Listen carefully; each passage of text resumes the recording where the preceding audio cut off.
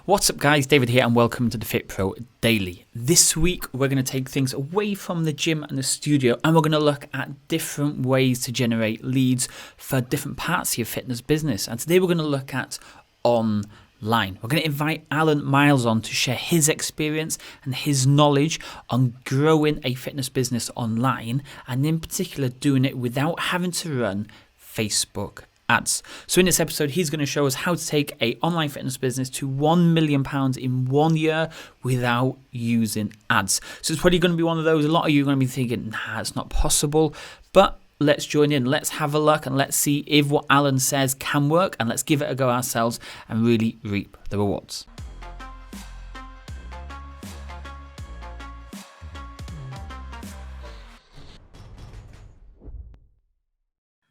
Good afternoon, guys, and welcome to today's episode. Today we have Allan Miles all the way down in where is West Sussex. West Sussex. Okay. I always start the conversation off asking the person where they actually are right now, because every time we speak, it could be people from all kinds of the UK or from abroad. So it's good to let people know where we're talking to people from. So thanks for coming on. I know we had this booked, was it for last week or something? Yeah, and some plans come and everything changed.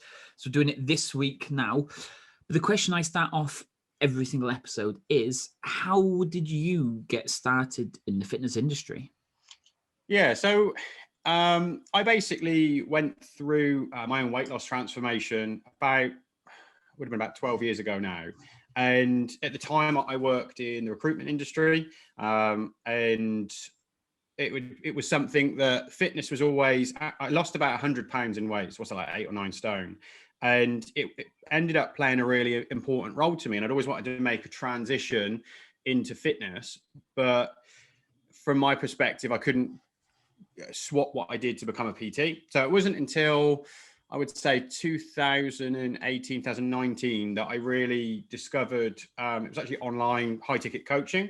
And I came across my first business coach, and he convinced me to part with a large sum of money with the promise of riches, as they all do.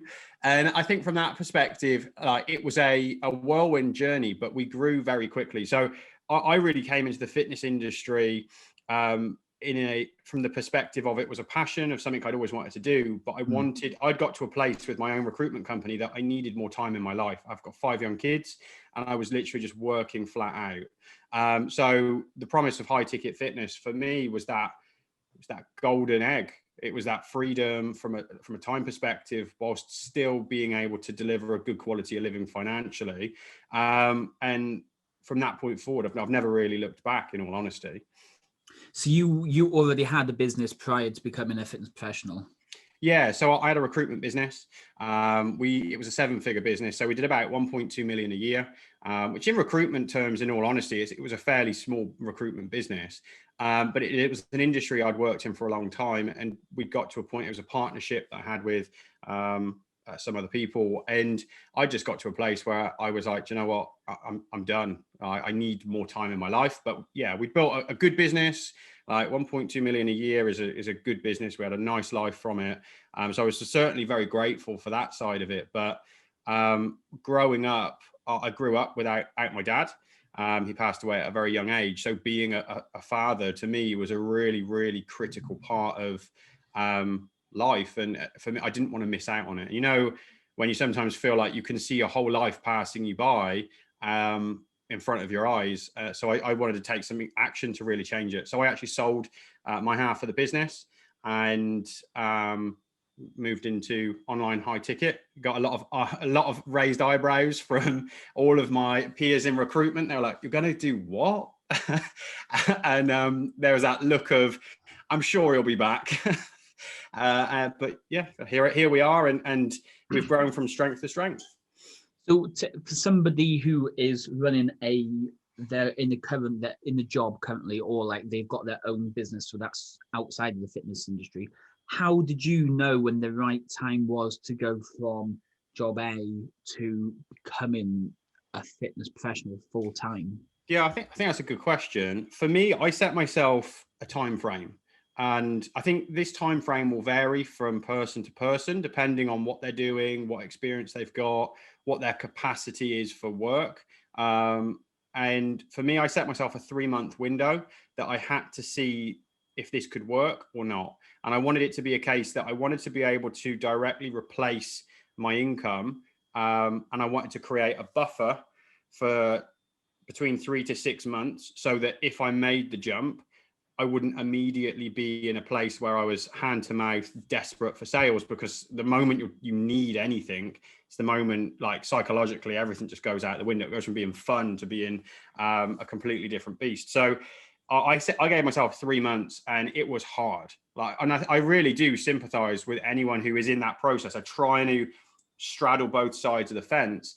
It is a brutal period of time, but I think you have to look at it from the perspective of, if you want to do it in a short, sharp window, this is your moment. Like, this is the time. You either go all in, and it's just like when you're in the gym, isn't it? Like, you're going for a new personal best, or you're deep into German volume training, you're on sets 7, 8, 9, and 10. The pain is there. It's that there's going to be something great at the end of it. Yeah. You have to just dig in that moment, and you have to really go for it, and not be wavered from your focus. And I think it really comes down to, at the front end of it though, having that really clear focus. What is the goal? Because if it's only money, you're not going to do it. I don't believe 99% of people, if money is your only driving force, you're not going to do it. There has to be a higher purpose, because from the perspective of, for me, like, obviously money is important. Like, I'm not going to sit here and say, oh, we don't need money, blah, blah. Like, I like money. I think most people who move to high ticket like money to some degree, but I think there has to be a much higher purpose. So for me, it was about building generational wealth and having time freedom. And that was that thing that when you get up early, you cut your own workout short, you're working late, you're working on weekends, you're doing everything you can, filling every moment of your life with this second business to get it launched. It was really about being able to keep those things in my mind, to be like, okay, this is a sacrifice for 12 weeks. Just dig deep, like, do it, because this is going to lead to more time freedom. Do you want to miss another sports day? Do you want to miss another one of your kids' plays? Do you want to miss another time to go into classroom reading because dad's got to get to another meeting? No, I don't want to miss any more of these things. So do the work now. Like, and that was the thing. It was that higher purpose that really drove it forward for me, of knowing that the next time my son or my daughter said, do you want to come to the classroom and read a book with me first thing in the morning, because they're at primary school, I was able to say, yeah, I'd love to. And to see their face light up, that for me was my higher purpose. So I think everyone just needs to find that higher purpose first of all. That will give you a bigger fire than anything. Yeah, and that's the key point. It's like why most of us as Fit Pros got into working for ourselves. We don't want to work a job that we're stuck in. We need to make the work for us. So you control the times that you work. You control when you want off, when you actually want to be working. And don't be like tied down like to that anchor in the gym that you're stuck there. So let's go back to the online stuff again. So you went from one industry to another, and you went straight into online, or did you do some face-to-face coaching initially? Yeah, so I went straight into online. So I'd coached people for a hobby in my spare time over the years prior to that. So I'd work with a range of different people, from like friends and family who would just wanted to lose a bit of weight, like my wife after her pregnancies, to then also working with a good friend of mine who coaches people professionally from a bodybuilding standpoint. So I was kind of privy to being able to be part of that side of the training as well. So there was a lot of stuff from a training perspective that I had gone through and done, as well as my own transformation and kind of playing around with myself. So I went straight into online high ticket coaching. And I think this was a really interesting thing, because I was sat there, you have this business coach and they have their program set out for you. And it was a case of, you have to sell your program for this price. Like, you can't go less than like $1,500. I was like, I can't charge $1,500. Like, it doesn't sit well with me. Yeah, but you have to do it, because otherwise you're selling yourself short. And I suppose in their mind, it was a case of, and then you're not going to hit the metrics that I know you need to hit to get to a 10K a month. But there was this real thing of imposter syndrome, because it was a case of, I didn't have a physique where I looked like I was chiseled out of granite. and I didn't have loads of extra letters after my name or anything like that. I was new. I felt like a newbie all over again. So for me, I broke ranks, and I was like, well, I'm not charging 1,500 quid. I'm going to start lower, but I'm going to increase my price with each sale that I make. And in the space of just a few months, we went from our first program we sold. It was a 4-month program. I'll never forget it. It was one of the happiest moments ever. £700, and they paid in payments. And the coach looked at me like, "That's like, what are you doing? It's rubbish." Within just a few months, we were up to charging 3,600 for a 4-month program. But the thing is, I think, and this is definitely something that if people are going from a gym environment to moving online, I think imposter syndrome kicks in, and they feel like they know they shouldn't give their service away cheap, but they have that imposter syndrome where they don't feel they can charge high. So they just sit in the middle, not making any sales because they can't pull in either direction. My advice would just be sell it for whatever. Like the first few sales, just sell it for anything. Like, because anything is better than nothing. Yeah. And at that point, it gives you the experience, it builds your confidence, and it allows you to actually test people through. So I think, and this is a really big thing for me, and something that I try my best to implement in anything that I do from a business perspective and even a life perspective to a degree: take fast action. I used to be one of the world's biggest procrastinators. And there was a moment in my life that kind of changed a lot of things for me. So I went through it was like a 2-year period.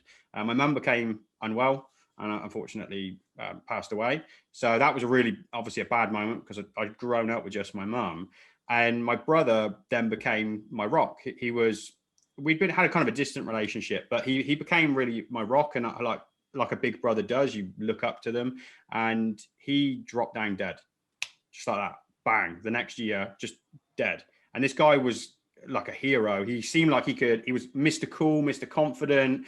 And I was like, oh my God, like you've got to just do stuff. Like you have to live life. Yeah. And I think for me with business, this is one of those things that people want to spend such a long time getting a plan together, mapping out every possible detail of a plan in a situation that they have no genuine idea what's going to happen. And this was something that hamstringed me definitely inside of the recruitment industry. You'd sit down in a big board meeting. We were part of a large group.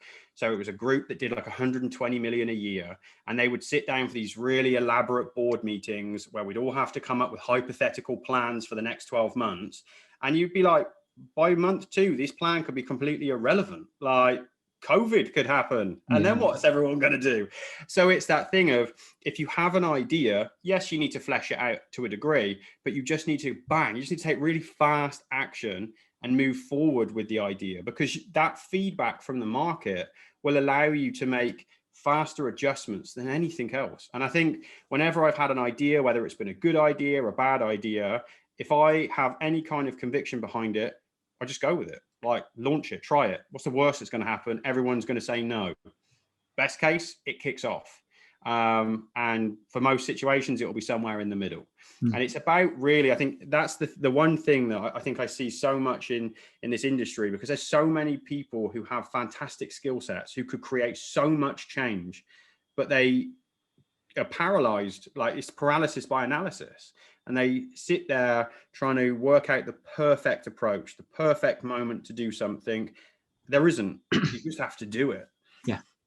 Yeah, I think that's a key point. Not going in at a price that you've been told to go in at. Go at the price that you feel confident going with. And then, like you say, what we would say to most is every 10, then increase your price slowly. And like you say, after every sale, you were increasing it. After every sale, just build it up slowly, go with the price that you feel confident in. So let's go back to the actual program, because a lot of people may be watching this are studio-based or face-to-face trainers, and they know I'm charging, my program is this amount, and it equates to roughly £35-40 an hour. And for that, for the program or per hour, I give them a session. So that's me with them physically for 60 minutes. I give them their meal plans. I check in with them on their phone. I can justify this price. What's different about an online program for somebody who hasn't made that jump? They're thinking about making that transition to online. What is the program? How can you justify an email that has this information on to give them that price? Yeah. So I think from my perspective, the justification comes down to the sophistication of the problem you solve. So for me, like my ideal client is me. Like I am my own ideal client because I'm the person that I felt I could understand the best. So to clarify that, that would be an entrepreneur or a business manager or owner who has family and they value time. But I know I would have paid, someone could have said to me, I can get you your results. I can get £100 off of you and I'll show you how to keep it off forever. I would have paid every penny. I'd have paid 10, 20, 30,000 pounds for that because it transformed my life. And I think that's the thing. It's that unique perspective of being able to actually see what the result did. So it's about finding somebody, not so much and I think everything has its place. So you've got some things like Slimming World or people who like to go into a group fitness boot camp program and they're happy paying a £5 fee or a £20 fee or whatever it might be. That's a very different person. And you're going to have a real hard time convincing somebody who pays £5 a week to now part with £3,500 because they might not be problem aware or they might not be aware that the problem is such an impactful thing. It's about finding that right portion of the marketplace and knowing that you provide a solution. So if you can say to somebody, well, hold on a minute, you want to lose £30, you want to increase your energy, and in turn, you want to work on some mindset stuff, so you're going to improve your confidence as a byproduct of it. What's that worth to you? Well, if that person can then go off and get a £10,000 promotion over the course of the next few years, they can go find the love of their life. They could finally have a baby. They could overcome, like avoid needing surgery. They could reverse health concerns. They could elongate their life. What's that worth? And I think that's the thing is that this is, I think, online and this is when COVID first hit, there was a lot of comparison, wasn't there, between face-to-face and online. And it's like comparing an apple to an orange. I think they both help resolve the same thing, but they are two very different things that can work very complementary together. And this isn't about a Zoom session. This isn't about a group workout. This is about providing solutions that are tailored to people. So it's about providing a custom solution around a workout and about their actual digging to that root cause rather than just simply addressing the surface level issue. So I think it's a much deeper thing than simply transitioning from in a gym as a PT to doing a high ticket online. They're very different things. I think initially a lot of people look at it like, well, you're just trying to charge more for the same thing. But it's in my opinion, it's a very different thing. Yeah. And I think that was a key point you made there. Like if all these fit pros out there, people watching this, they're getting bombarded by these fitness guru mentor people. And remember, these people are not selling you. They're going to give you some ad copy and some landing pages. They're actually selling you the end result. We will get your business to this end result. And this is the same, basically, I'm guessing from what you're saying. You're not saying that you're going to get one Zoom call with me once a week. I'm going to check your MyFitnessPal every other day. What I'm going to give you from this 12-week program is this X result. So it's the result that you're selling rather than the actual features of the program. Yeah, it's the result. It's that end result and really painting that picture. And like sales is something that I love. Obviously, working in recruitment, it's just basically a business-to-business sales job. So you spend a long time working through sales process and that kind of thing. Getting a prospect to really be able to paint that picture of that ideal situation, it really gets them emotionally bought in, which is an incredibly powerful thing. If you can get somebody like excited about that prospect, and you can definitely help them get to there if they take the action. I mean, you can't sell people dreams that you can't help with. Obviously, there's got to be some responsibility there. But if you get them to really paint that picture and become emotionally sold on that idea, that's very powerful because that's a very different mindset, isn't it? To being like, well, I'm coming to a gym because I want to lose some weight. Yeah. Because for most people in that mindset, they think it's a short-term thing until someone falls in love with exercise or something like that, and they make it more of their routine. To start off with, the entry point is very different. I'm going on holiday. I want to look good. So it's a temporary thing. And then that's where you pick up people who fall into that trap, who are actually trying to make a lifetime change, but they think that they can do something for a short period of time and that those results will stick. But actually, it's the habits underneath it that need to be reprogrammed to really help them to achieve the longer term goal. Cool. Okay, so we've decided we're going to become an online fit pro. We now have an idea of the program we're gonna present. We know kind of roughly what prices we're going to go with. And then you mentioned Slimming World to a business owner, or Weight Watchers to a business executive. There's a big difference in audience, in income, in a lot of different things. How do you decide, or how do you figure out to repel those and attract those? How do you kind of work out, let's say, the avatar of the client you want to work with? So I think for me, this comes down to having a holistic understanding of who the ideal client is. So by holistic, I just mean complete. So a complete understanding, not just simply what's their goal, as in they want to lose 20 pounds and demographically who they are. So that information can be useful in the sense of I work with 35 to 60-year-old men or women who have X job and whatever, but it's about understanding underneath that, really being able to dig into the holistic aspects of, well, what do they do? Where do they hang out? What's their life about? What's important to them? What kind of car do they drive? What kind of car do they aspire to drive? Where do they live? What do they aspire to have? Because you find people in different places, because it's the messaging that you put out that will passively either attract or repel people. So to me, and I think this is one area that like a British marketplace and a US marketplace are very different, from the angle of, if I was a US coach, you see a lot of like US influencers, they're very blunt, they're very direct, and it's something that just sits fine with most of them. They're able to like aggressively repel people.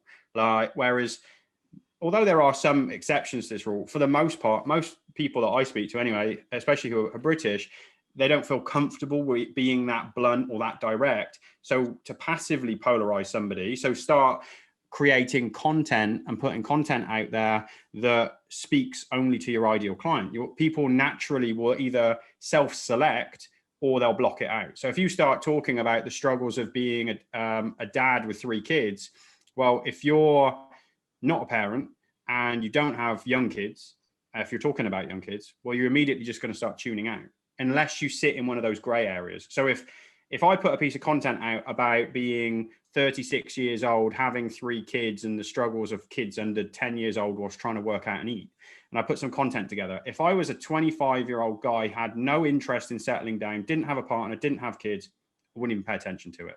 If I was a grandma who had young kids, like young grandkids who were just coming into my life, well, they'd be in the gray area, because they're not a dad, they are a grandma, but they've now got grandkids that are that kind of age. So now it's about understanding, I might be talking to dads, but a grandma has actually been attracted by my message because it appeals to her life. And that's how you start to passively attract people in, because they start to align with your message. And then it's about people understanding, okay, well, if I consume more of this person's content and watch more of their stuff, am I drawn closer, or do I just sit on the fringe and think, oh, Allan has some good ideas, but not really quite aligned with where I'm at, but I can take some bits from it, still add value, if that makes sense. Yeah, I think that's a massive point as well, because you'll see trainers or fitness businesses are still not 100% convinced on who it is they want to work with. And then one day they're talking about how to lose 4 stone to look your best at your wedding. And then they're talking about how to get a 6-pack ready for the Ibiza beach body with the boys. Yeah. And I mean, if you're a prospect and you're in the mass serious weight loss category, and then you're seeing them talk about 6-pack and lads holidays and stuff, you're going to be really confused and like, maybe this isn't the right person for me. And then you've just shot yourself in the foot because you're focusing on too many different variables here. Yeah, I think that's the thing, isn't it? It's especially when you're looking at high ticket, it's more important to be the master of one thing than it is to try and appease an entire marketplace. To me, that's a low ticket product that gives broad advice. it's very difficult to be, unless you are some Jedi master and you've got the proof to be able to do it. But even then, at that point, it's not going to be your content that attracts people. It's going to be your status that attracts people. So if you were to go and find Phil Heath, like an Olympia athlete, and you were massively overweight, you'd be going to Phil Heath, not because he has massive experience in helping people who are morbidly obese. You'd be going to him because of his status as Mr. Olympia, however many times he's won it. He must have fantastic knowledge, and I want to get close to him. That's not that down to his content at all. So I think it's important from a content perspective to be really clear on your messaging. And the people you see who do this the best, whether it's through a Facebook group or just through their content, they will talk about the same things over and over and over again and come at it from every different angle, because it's about finding that thing that you can hang your hat on. And it's usually, very rarely is it the thing that you actually think it's going to be. It'll be a case if you'll put some content out one day, and if you track your metrics, which I think is important to every month to like go through and understand what's my base level of likes, what's my base level of engagement, and all of a sudden you'll see something that spikes and you're like, oh, okay, that's weird. I didn't think anyone would even care about that piece of content. You're going to repeat it, like do it again, do more content like that. Do you get better engagement? Then play around with the media type. If you've written something about emotional eating that caught fire and it was a long form copy, try a video with subtitles, try a video without subtitles. What works? And I think marketing is such a funny topic in that there's very few things that are right or wrong. It's testing constantly. Like you get people who say like, well, how do I do this? Well, you test it. Well, no, but how do I do it correct? Test it. Like, and that's the thing. It's the same with ads, isn't it? Like you need to test things. There's a formula to get things up and running to a degree, but the real optimization of things, and it's no different with organic, comes down to the testing, because everyone's market is slightly different. Even if you had two people who both wanted to work with busy mums, they both are going to come across differently. They're both going to connect with a different segment of that demographic, and their content is going to be perceived differently. So it's about testing what works for you, because it's a unique process. Okay, so now we're finally at the stage of what this episode is called. We've come up with a price. We know what we're talking about. We know what we're offering. We know our target audience and everything. And we've labeled this this episode "Building a Seven-Figure Business Without Running Ads." Mm-hmm. So how do we find clients for our fitness business online? So I think, like, I'm a big fan of organic. I have nothing against ads. I have used ads in the past, like many moons ago. And I think they have a place. I think organic is one of those things that is looked at like the ugly cousin compared to Facebook ads, because it's seen as that thing that you just test with. You do it one time, you maybe join a Facebook group and find one person who will buy your program one time, and then you're like, okay, great, I've got validation, I want to use ads.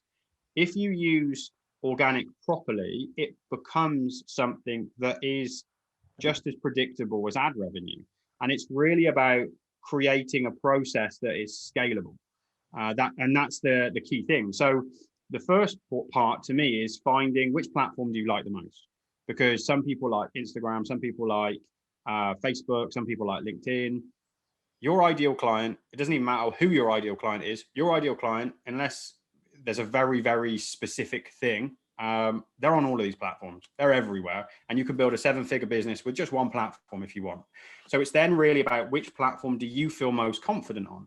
Once you have that platform, it's about building a strategy around that platform. So if you used Instagram as an example, it's about reaching out to people. Like it is about, and people, this might be an unpopular opinion, but in Instagram, it is about getting in the DMs.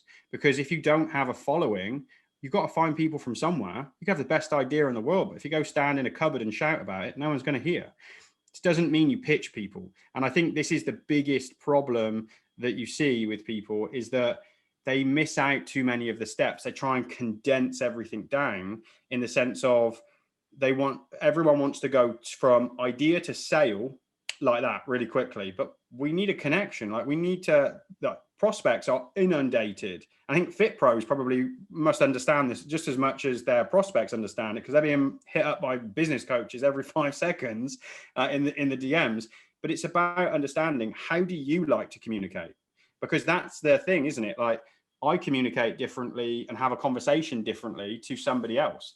But if somebody, and I'll never forget this actually, and the reason I came to this place was a business coach said to me, you have to communicate in a specific way and you have to send specific messages. So he gave me a script. I'm from the UK. That coach was from America. First message he had me sending was, what's up in your world?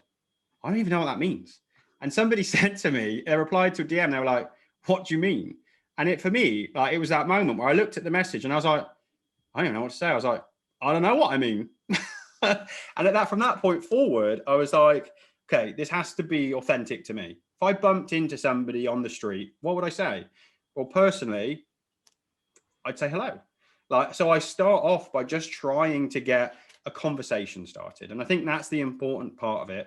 Just trying to have some dialogue. You don't need a long conversation. We're not trying to become their new best friend, but we do need to have a conversation. The reality of this is that a lot of people aren't going to want a conversation at first. But once you start to understand the broader picture, that this is actually about a cycle, like these people would be top of funnel. And it's about understanding that we want to spread that net as wide as possible inside our ideal target. We want to get as many hooks in the water as we can to give us the opportunity to catch as many fish as possible. Some of these lines aren't going to get bitten on for 1 month, 3 months, 9 months, 12 months. It takes time. Not everyone is ready to buy today. So it's about looking at it as a cycle. Okay, what's my process going to be? The first part of building a business where you can make 7 figures in a year without using ads, anything like that, even 6 figures in a year, whatever the number is for you, the first thing is to do. And it's to go like aggressively out there, as in taking large amounts of action on your ideal platform. So if it's Facebook, you're going to be using groups more than anything else. Again, there's nuances to it.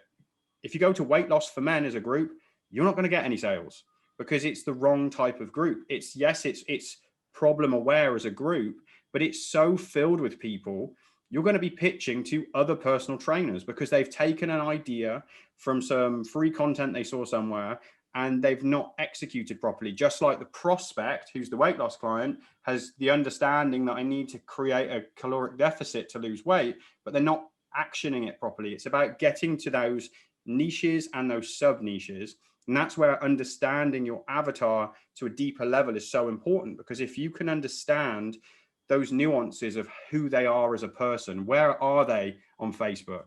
Like when I wanted to lose weight, I wasn't in a weight loss group. I was still in groups to do with things that I liked. So I was in American football groups. I was in season ticket groups. I was in nice car groups.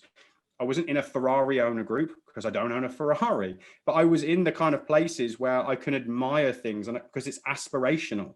And it's about understanding sometimes people are really headed in the right direction with it. And they are like, okay, well, my ideal client likes nice things, so I'm going to join a Rolex group.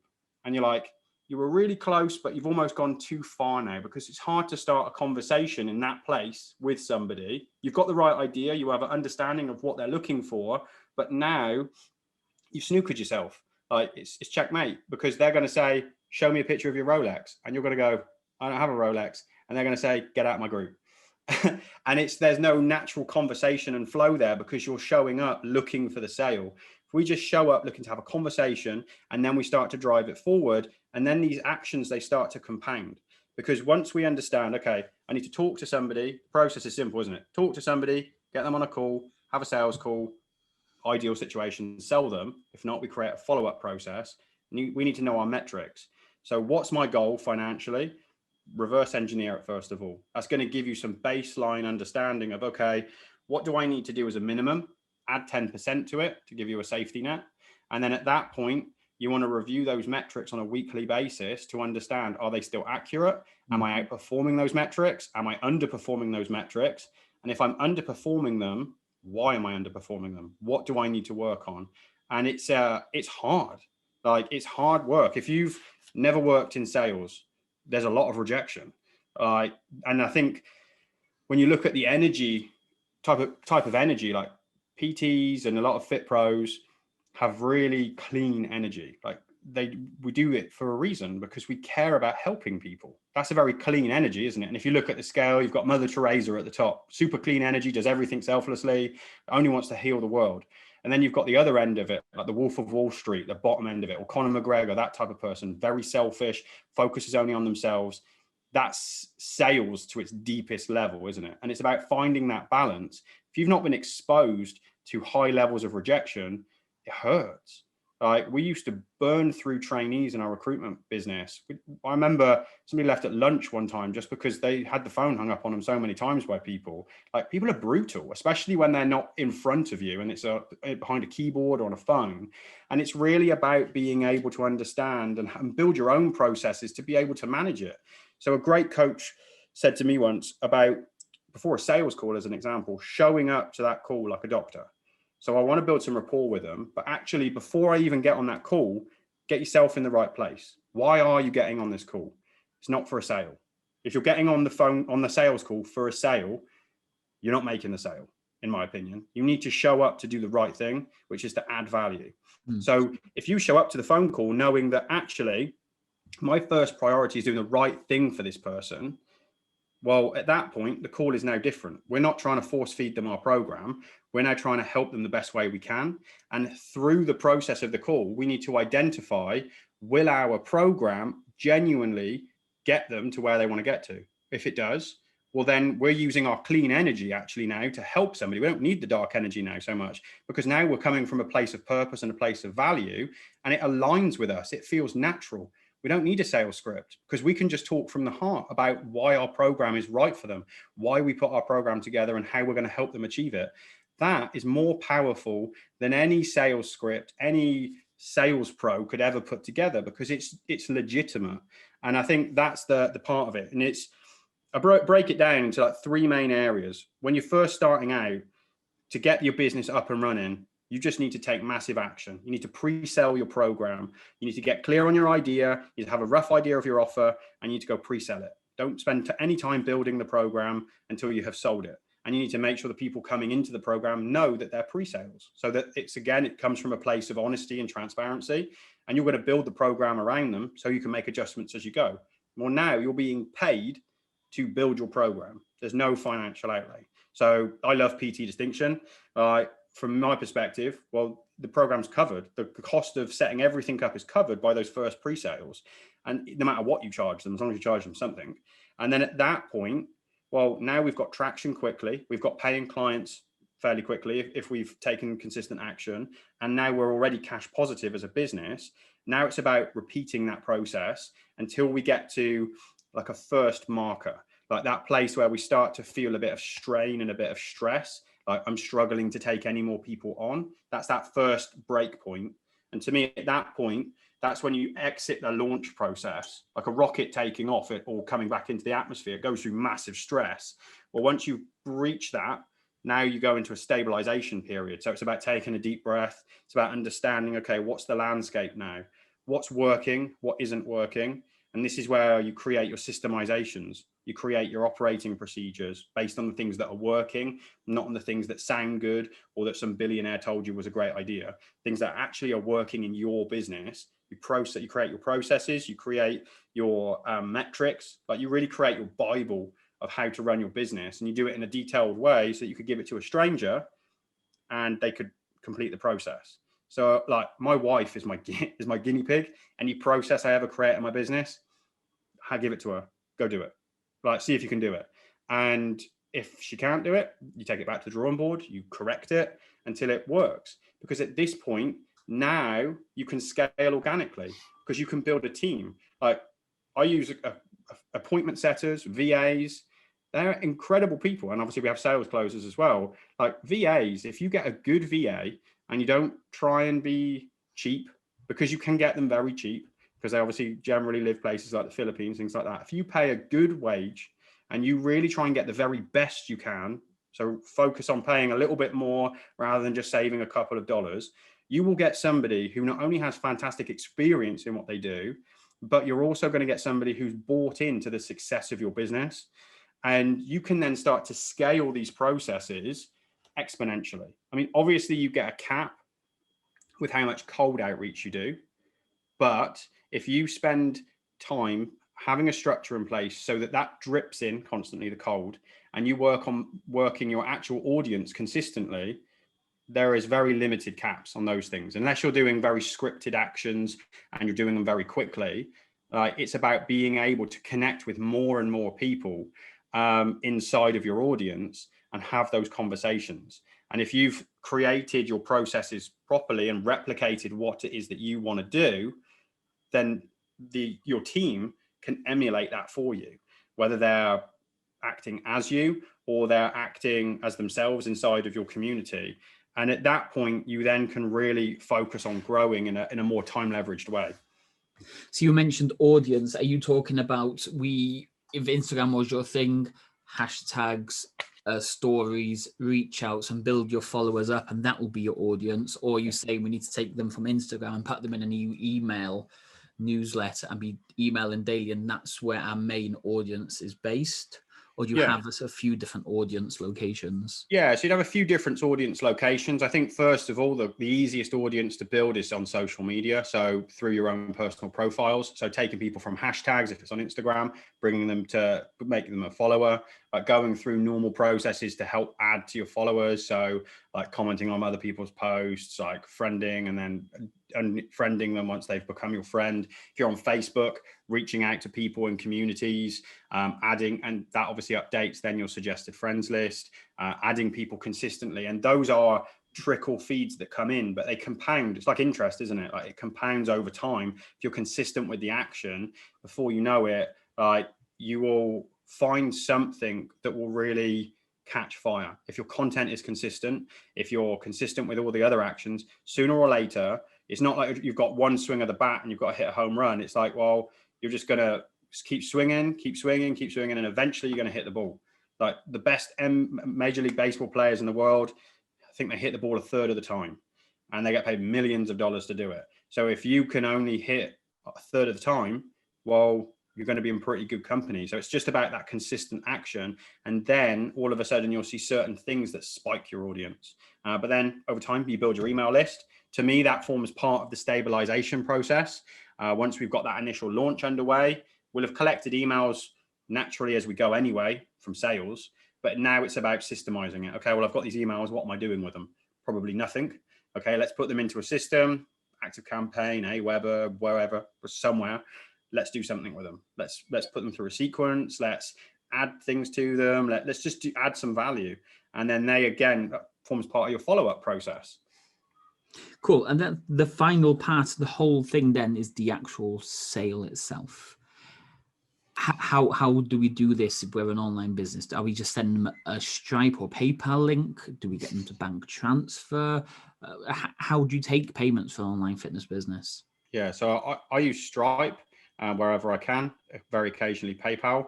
Reason that I like Stripe is from the perspective, I like to be in control of the process. So I will collect payment on the call. So either I'm on a Zoom sales call or a phone sales call, I'm going to collect the payment on the call. And at the very least, I'll collect a deposit because in reality, we're making an emotional sale. And yes, we logically close the person so that we limit the buyer's remorse. However, if you say to most people, not everyone, but most people, yeah, what I'll do is I'll send you a link over, just get that paid whenever you can, their brain will start finding reasons for them to not sign up. It will start talking them out of the sale and you'll see your close rate drop. If you take action on the call and you make sure you've addressed any objections that they have, and that's managed through that sales process, at that point, it's about, okay, well, let's get you signed up. And if someone has an objection to it, well, it's about talking it through, because some people, they do want to do something their end. So you could have a checkout set up. So we have a customer checkout that we will send them if they really want to do it. And I'll sit on the phone and with them whilst they do it, because I know, and I will be honest with them and I'll say, look, I know if you hang up this phone, 99% of people, they're not coming back. Even though you know right now you want to do it, you'll find a reason to not do it because you're probably a little bit scared. You're probably a bit nervous, and completely rightly so. And you can put guarantees in place with people and refund policies so people are protected, so that they don't feel like, oh my God, I'm going to lose my money here or something. But it is really important to collect that payment, in my opinion anyway, on the call. And I like to use Stripe. I like everything in one place. It just makes life easy, because you get to a place where like obviously they charge a processing fee, but it's not too bad of a fee, I don't think. And you can withdraw money instantaneously after a while.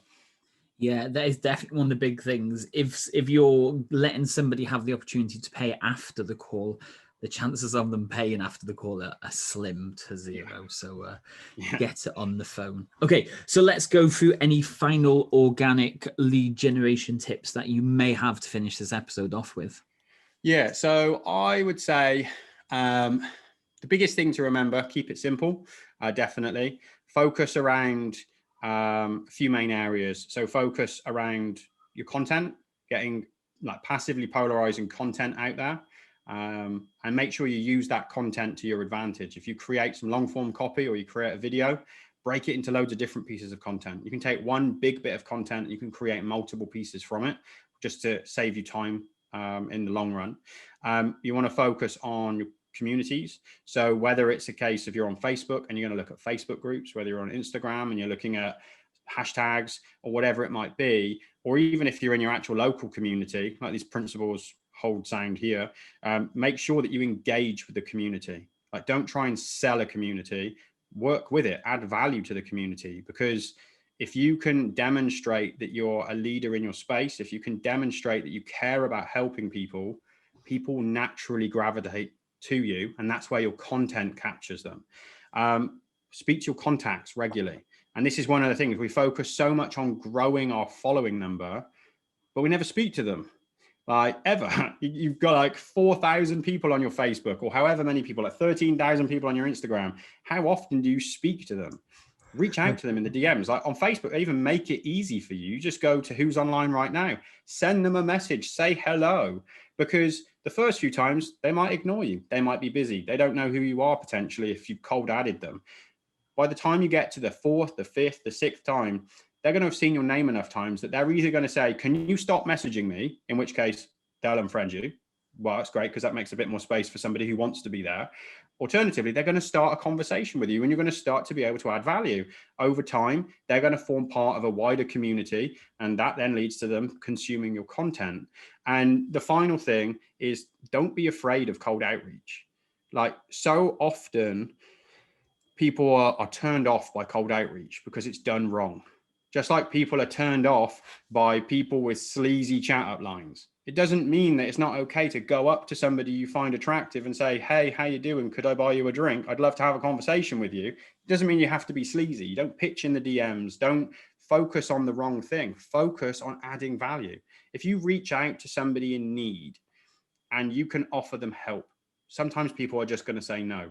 And that's fine. That's obviously their prerogative. Don't take that personally.